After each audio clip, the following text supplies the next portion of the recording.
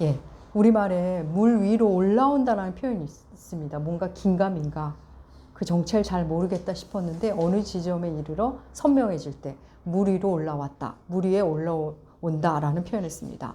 우리는 계속 누가복음을 함께 하고 있습니다. 우리 주께서 문화 비유를 하시고는 예루살렘을 향해 앞서서 가십니다. 이제 주님이 놀랍게 서서히 자신의 정체를 드러내십니다. 그 정체가 서서히 물 위로 올라오고 있습니다. 그간 주님이 보여주셨던 일련의 사건들과 귀한 말씀들, 그 이전 어디에서도 볼 수 없었고 들은 적이 없는 그런 것들이었습니다.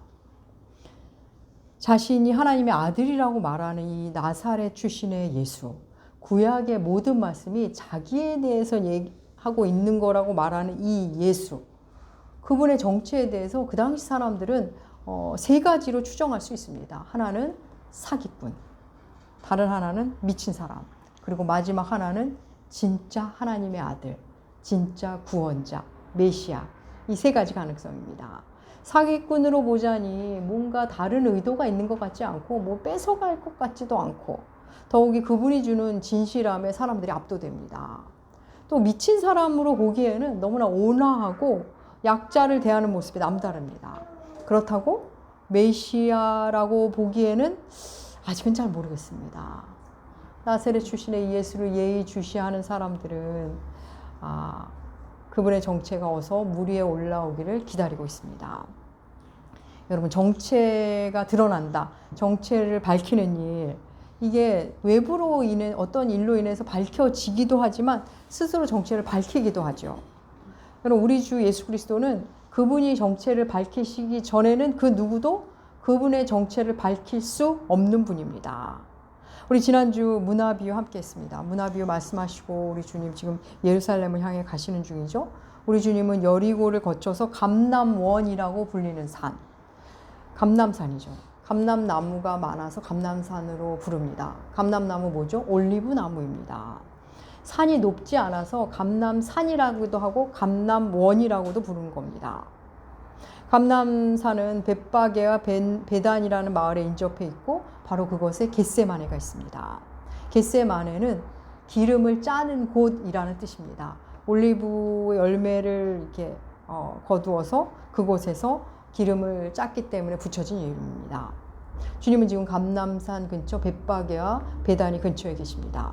어느 지점에 이르자 주님이 제자 2명에게 심부름을 시키십니다. 계신 곳 맞은편으로 심부름을 보내시는데 건너편 마을에 가면 아직 아무도 타보지 않은 나귀 새끼가 있을 거다. 그걸 풀어가지고 묶여 있을 거다. 풀어가지고 와라. 왜 그러냐고 누가 묻거든 주께서 쓰시겠다고 답하면 된다. 이런 심부름을 시키십니다. 우리 그 장면 함께 볼까요? 누가복음 19장 30절과 31절 말씀 함께 읽겠습니다. 이르시되 너희는 맞은편 마을로 가라. 그리로 들어가면 아직 아무도 타보지 않은 나귀 새끼가 매어 있는 것을 보리니 풀어 끌고 오라. 만일 누가 너희에게 어찌하여 푸느냐 묻거든 말하기를 주가 쓰시겠다 하라 하시매. 예, 그러면 이상한 심부름 아닙니까? 여러분 같으면 이런 심부름 하실까요? 다짜고짜 저희 가면 나귀가 매어 있을 테니 그 나귀를 풀어 데리고 오랍니다. 누가 물어보면 주가에서 쓰시겠다고 답하고 데려오랍니다. 여러분, 이거 까딱하다간 도둑으로 몰릴 수도 있는데 이거 할 수 있으실까요? 여러분 같으면 제가 여기 태릉 있고 5번 출구에 가면 아무도 타지 않은 자전거가 있는데 그거 좀 가져오세요. 누가 뭐라 하면 우리 목사님이 쓰시겠다, 우리 교회에서 필요해요, 이러고 가져오세요. 예. 이런 심부름 여러분께 드리지도 않지만 이런 거 부탁을 드린다고 하지도 않으실 겁니다. 우리는 안 합니다. 그런데 지금 시키는 분이 예수 그리스도이십니다. 제자들은 주님 말씀에 순종하죠. 그리고 나귀를 가져와서는 정말 주님 말대로 하니까 다 됩니다. 그래서 나귀를 가져와서는 나귀 위에 자기 옷을 걸쳐놓고 안장으로 만들고는 예수님을 태웁니다.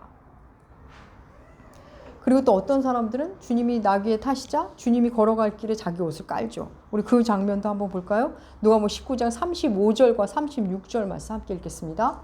그것을 예수께로 끌고 와서 자기들의 겉옷을 나귀 새끼 위에 걸쳐놓고 예수를 태우니 가실 때에 그들이 자기의 겉옷을 길에 펴더라. 주께서 시키지도 않으셨는데 나귀에 자기 옷을 이렇게 깔고 주님을 태웁니다. 그리고 주님이 나귀 타고 가실 길에 자기 옷을 펴니다. 그러면 지금 예루살렘 근방에는 그들의 최대 명절인 유월절을 지키러 오는 사람들로 가득 차 있습니다. 유월절에 예루살렘에 가서 유월절 명절을 지내러 오는데 그들은 거의 그 길을 걸어갑니다. 거의 성지 순례 개념이기 때문에 그들은 그 근처에서 다 걸어 다닙니다. 더욱이 주님이 계신 곳은 예루살렘에서부터 2km 정도밖에 떨어져 있지 않습니다. 여러분 2km면 당시 사람들은 다 걸어 다닙니다. 말이나 나귀를 타고 걸어갈 만한 거리가 아닙니다. 그런데 주님이 굳이 나귀를 타고 그 사람이 많은 곳을, 그 가까운 거리를 나귀를 타고 가십니다. 오늘로 말하면 사람들이 많아서 걷기도 부족한데 누가 차 한 대를 끌고 지나가는 겁니다. 여러분 같으면 그럴 때 어떠실까요? 저쪽 길로 가라든가 내려서 걸어가라든가 불평 섞인 말을 너도 나도 하게 될 겁니다. 어떤 비상 상황이 아니고는 걸어가는 게 맞습니다. 그런데 주님이 이 인파 속에서 홀로 나귀를 타고 가는데 뭐라 하는 사람이 하나도 없고 도리어 환호합니다. 이상하지 않습니까? 우리 그 장면 볼까요? 누가복음 19장 37절과 38절 함께 읽겠습니다. 이미 감람산 내리막길에 가까이 오심에 제자의 온 무리가 자기들이 본 바 모든 능한 일로 인하여 기뻐하며 큰 소리로 하나님을 찬양하여 이르되 찬송하리로다. 주의 이름으로 오시는 왕이여 하늘에는 평화요 가장 높은 곳에는 영광이로다 하니. 예. 놀랍게 사람들이 환호합니다. 성경은 그들이 환호하게 된 결정적인 이유를 이렇게 말합니다. 자기들이 본 바, 자기들이 본 걸 보고 기뻐하고 환호하고 찬양했답니다. 그들이 지금 뭘 본 거죠? 지금 주님이 무슨 기적을 일으키셨나요? 백마 타고 병거 타고 오셨나요? 아닙니다. 어린 나귀 타고 오신 거를 봤습니다.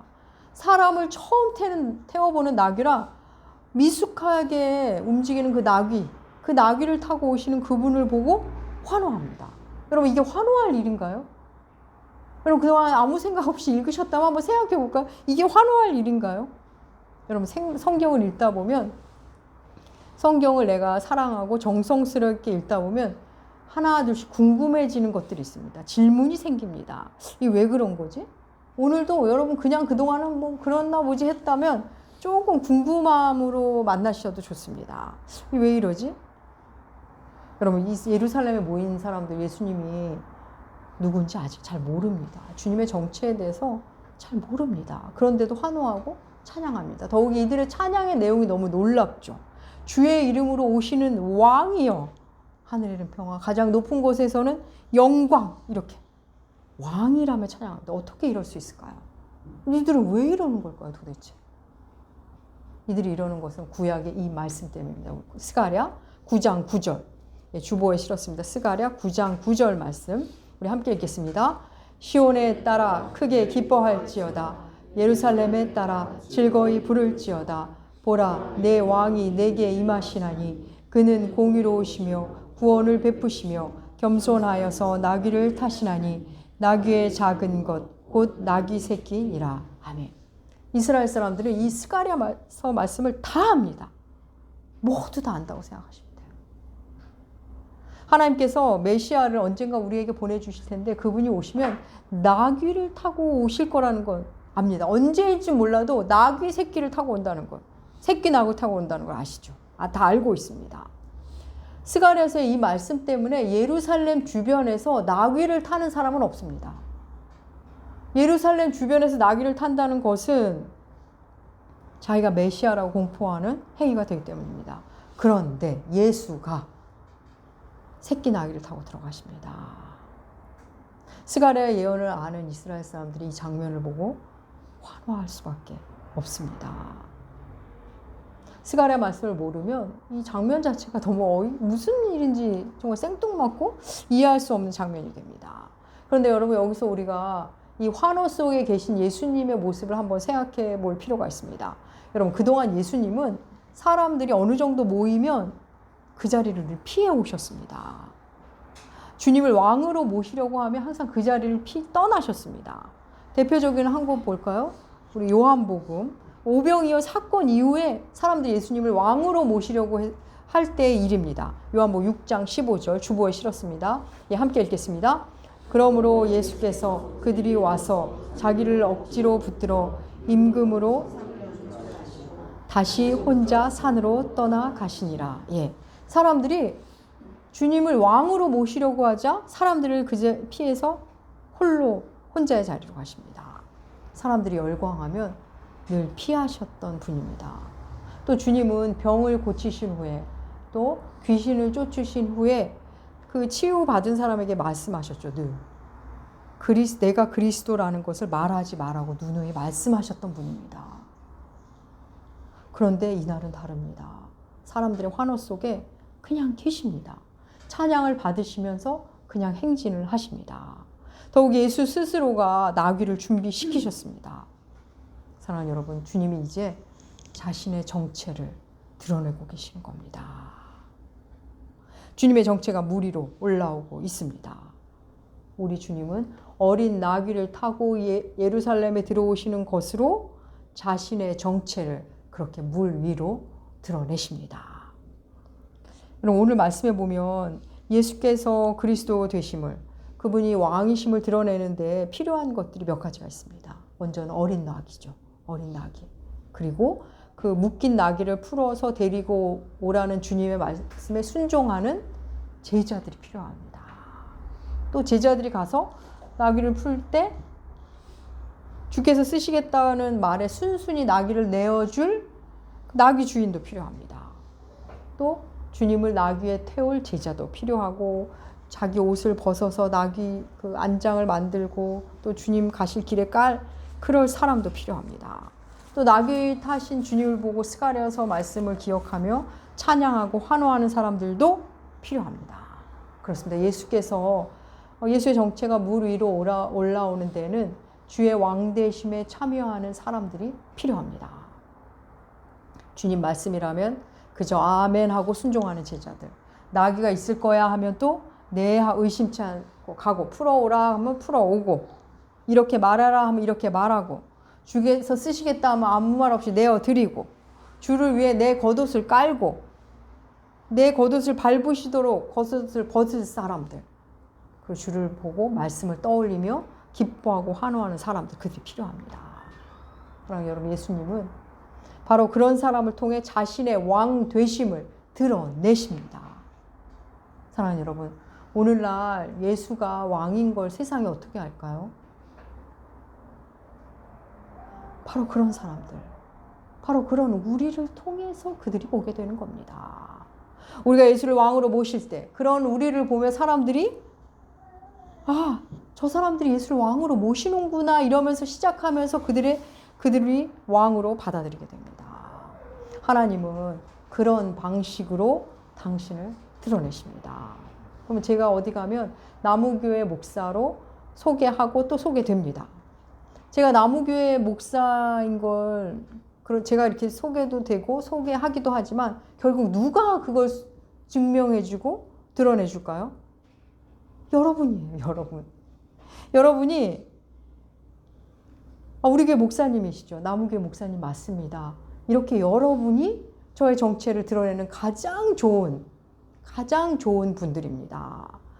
여러분, 제가 나무교회 목사님이 기정사실이고 문서상으로 되어 있고 여러분이 되어 있지만 여러분이 아니라면 그게 무슨 의미가 있겠습니까? 예수님의 구주되심도 그렇습니다. 예수님은 누가 뭐래도 하나님이시고 하나님의 아들이십니다. 세상이 아무리 아니라고 해도 그 사실은 변함이 없습니다. 그런데 그 사실을 누가 보여준다고요? 우리가, 순종하는 우리를 통해 그렇게 보여주게 되는 겁니다. 저 사람들 어떻게 예수님의 말씀을 저렇게 듣지? 어떻게 성경 말씀대로 저렇게 살려고 하지? 어떻게 저러지? 어떻게 저 상황에서도 감사한다 그러고 찬양을 하지? 와, 저 사람들은 정말 예수를 왕으로 모시는구나 하면서 그런 우리를 보고 예수를 궁금해하고 예수를 만나게 됩니다. 예수의 왕되심은 기억하십시오. 바로 우리를 통해 드러납니다. 그런데 여러분, 오늘 말씀에서 우리가 놓쳐서는 안 되는 아주 중요한 사실이 있습니다. 이어지는 말씀에 보면 주께서 어린 나귀 타시고 사람들의 찬양을 받고 막 온통 다 환호가 있는데 한 바리새인들이 말하죠. 당신들의 제자들이 하는 거 책망하라고 말합니다. 바리새인들이 그렇게 말하는 거, 이들이 스가랴 말씀을 몰라서 그럴까요? 아니요. 이들 너무 잘 알죠. 가장 잘 아는 사람입니다. 스가랴 말씀을 알지만 예수는 당연히 메시아일 수 없다고 생각하는 겁니다. 그래서 그들의 시선으로 보면 지금 일어나는 일들은 굉장히 정치적으로 민감하고 위험하기까지 한 일입니다. 로마 황제가 있는데 주의 이름으로 오시는 왕이라니. 당신의 제자들 좀 책망하고 말리라고 말합니다. 그런데 여기서 놀라운 것은 바리새인들을 향한 주님의 답변입니다. 우리 답변 한번 읽어볼까요? 주님의 답변. 누가복음 19장 40절 말씀. 우리 함께 읽겠습니다. 대답하여 이르시되 내가 너희에게 말하노니 사람들이 침묵하면 돌들이 소리 지르리라 하시니라. 예. 이 사람들이 침묵하면 돌들이 환호하고 찬양할 거랍니다. 이 사람들이 가만히 있으면 돌들이 이들이 하는 일을 할 거라고 하십니다. 그럼 어떠십니까? 주님의 이 말씀의 뜻이 무슨 의미일까요? 이 주님의 말씀 안에는 두 가지 선언이 담겨 있습니다. 먼저는 예수님은 사람들의 왕인 동시에 모든 피조물의 왕이시라는 선언이 들어 있습니다. 그리고 또 하나는 우리 사람들이 주를 찬양하지 않는다 해도, 누군가 우리의 입을 막는다 해도 하나님은 피조물을 통해서 찬양 받으실 거라는 말씀입니다. 기어이 찬양을 받으시는 창조주시라는 겁니다. 그 하나님이시라는 거죠. 사랑하는 여러분, 우리가 예배를 드리던 안 드리던, 우리가 주님을 찬양하던 말던 하나님이 이 땅의 주인이십니다. 우리가 예배를 안 드리면 돌들에게도 예배를 받으시는 분입니다. 여러분, 우리가 주를 경배하고 주의 자녀로 사는 것, 주를 찬양하고 기뻐하는 것, 주님이 허락하신 이 세상을 감사하고 하나님이 허락하신 나의 한 삶을 기뻐하며 사는 것, 우리가 안 하면 누가 한다고요? 돌들이 한답니다. 우리 교우님들이 저를 나무교회 목사가 아니라고 해도 우리 교회를 다녀가신 분들이, 또 노예분들이, 하다못해 3층 사무실 분들이 이분은 나무교회 목사라고 할 겁니다. 사랑하는 여러분, 우리가 주를 찬양하기를 멈추는 것, 하나님을 누리고 나누지 않는 삶, 그게 무슨 삶이죠? 우리 지난주 나눴죠.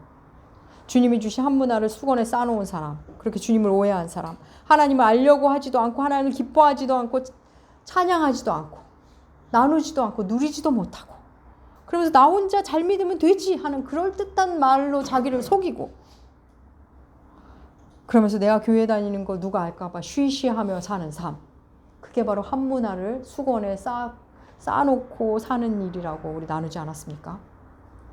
사랑하는 여러분, 예수 그리스도의 정체가 드러나는 일에 주님은 우리를 필요로 하시지만 실은 우리가 없어도 됩니다. 우리가 없어도 하나님의 하나님 되심은 자연 만물을 통해서라도 결국 드러나게 됩니다. 그럼에도 하나님은 그 영광스러운 일을 우리가 하길 원하십니다.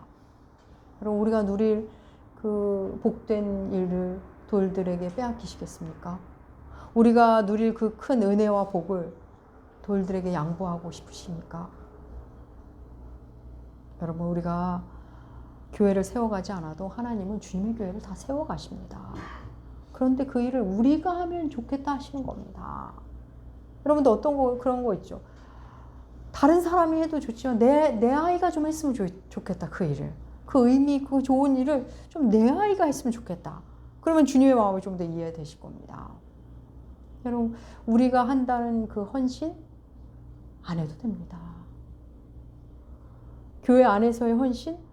그럼 다 보시지 않으셨습니까? 누가 없으면 큰일 날 줄 알았는데 그가 없어도 되지 않습니까? 그 일을 안 하면 큰일 날 줄 알았는데 별일 안 일어나지 않습니까? 주님의 일을 한다는 것, 주님을 주님으로 모시는 것, 난 안 해. 예. 여러분, 그렇다고 주님에게 큰일 일어나지 않습니다. 그 한 문화를 수건에 쌓아놓은 그 종이 그랬다고 그 주인에게 뭐 큰 손해나 뭐 대단한 불이익을 끼쳤나요? 아닙니다. 다만 그가 손해를 볼 뿐입니다. 그 종만 손해입니다. 여러분, 예수가 어떤 분인지 만나면 나도 모르게 그분을 드러냅니다. 묶인 나귀를 가져오라는 이상한 심부름에도 네 하고 있는 나를 봅니다. 주께서 쓰시겠다 하면 네 하고 나도 모르게 드리게 됩니다. 그분을 위해 나의 옷을 벗어서 그분이 깔고 앉으시게 하고 밟고 지나가게 합니다.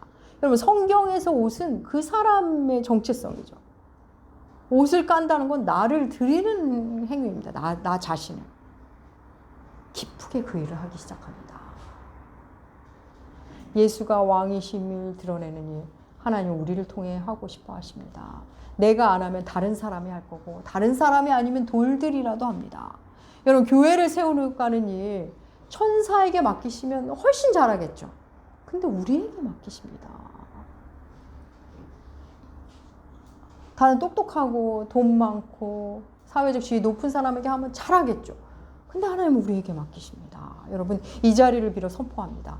하나님의 교회가 세워지는 그 현장에 부름 받은 것, 그 일을 쓰임 받는 것은 복 중에 복입니다. 저 자신도 그런 의구심을 많이 품었습니다. 잘할 사람 이렇게 많은데 왜 하필 나를 부르시고 나로 하여금 이런 일들을 하게 할까? 나는 이렇게 연약하고 능력도 없는데. 그럴 때마다 주님은 네가 했으면 좋겠다.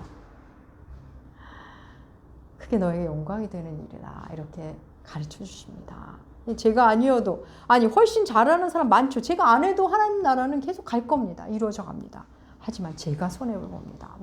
맞습니다. 우리가 안 해도 누가 할 겁니다. 하지만 우리가 손해입니다. 훨씬 잘한 사람 많은데 하나님 우리가 했으면 좋겠답니다. 실은 말도 안 되는 일인데 그 말도 안 되는 일을 주님이 하고 계시는 겁니다. 기억하십시오. 여러분 안 해도 누군가 합니다. 누군가 안 하면 또 피조물들이 한다고 말씀하시지 않습니까? 안 해도 되지만 안 하는 여러분이 손해입니다. 사랑하는 여러분, 여러분에게 맡기시고 싶은 일, 여러분 통해 하고 싶으신 일이 우리 주님께 있습니다. 그래요?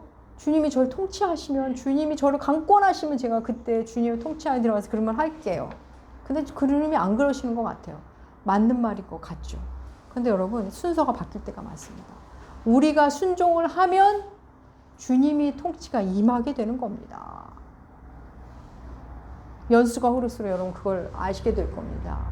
왜 나에게 이런 일이 안 일어나지? 왜 그동안에 일어났었을 겁니다. 내가 순종을 안 하면 주님의 통치가 나에게 임하지 않게 됩니다. 사랑하는 여러분, 언제까지 물밑 작업만 하시며 사시겠습니까? 물밑 작업만 하면서 숨어 지내면 나의 한 문화는 열 문화를 가진 사람에게 돌아갑니다. 내가 할 기쁨의 환호를 다른 사람이 다 가져가게 됩니다. 그래서 내 삶에는 기쁨도 없고 즐거움도 없고 재미도 없고 환호도 없는, 주를 향한 환호도 없게 됩니다. 여러분, 우리 중에는 그냥 종교 하나 가지면 좋지 하면서 신앙생활을 시작하는 분도 있을 거고, 가정의 평화를 위해 그냥 교회 나가는 거지 뭐 하는 분도 있을 거고, 그냥 태어나 보니 우리 가정이 예수 믿는 가정이라 숨쉬도 복음을 만난 사람도 있을 겁니다. 또 어떤 분은 혹시 내가 원하는 복을 주실까 하여, 내가 원하는 그 무엇을 들어주실까 하여 그냥 뭐 근근히 예배 자리에 나오는 분도 있으실 겁니다. 다 괜찮습니다. 다 좋습니다. 나만의 방식으로 어떻게 뭐 신앙생활 시작하면 좋습니다. 그런데 나만의 방식으로 예수를 만나다 어느 지점에 이르면 주님이 주님의 정체를 드러내기 시작하십니다. 예수는 철학도 사상도 도덕도 아니라는 것. 부처 믿듯이 예수를 믿을 수는 없다는 것. 그분은 우리의 모든 것을 원하시고, 우리의 내 삶을 다 원하시고, 내 존재를 다 원하시는 분이라는 만납니다. 하나님 너무 이기적이라고요? 아니요. 하나님이 먼저 우리에게 전부를 주셨습니다. 아들을 준다는 건 전부를 준다는 거 아닙니까? 사랑하는 나무교 교회 여러분, 예수 그리스도를 누리시고 나누십시오. 그 귀한 복을 돌들에게 빼앗기셔야 그래서야 되겠습니까? 사랑하는 나무교 교회 여러분, 여러분의 남은 삶 예수님께 열광하십시오. 복음의 환호를 보내십시오. 그분을 나누시고 누리심으로 그분의 정체를 여러분의 삶을 통해 물 위에 올라오시도록 그 삶, 여러분의 삶을 들으십시오. 여러분을 보시고 사람들이 여러분의 삶을 궁금해하며 예수께로 여러분이 친히 초대하는 그런 삶이 될 것입니다.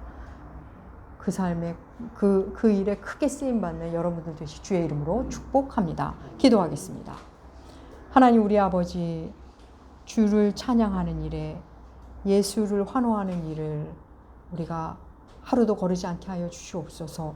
예수 그리스도 그분을 우리 삶의 자리에서 우리 존재로 삶의 양태로 삶의 태도로 드러내게 하여 주시옵소서. 우리의 이웃들이 우리의 삶을 보고 저들의 왕이 예수구나를 보고 그들의 왕 삼는 일들이 일어나게 하여 주시옵소서. 감사드리며 존귀하신 예수님의 이름으로 기도합니다.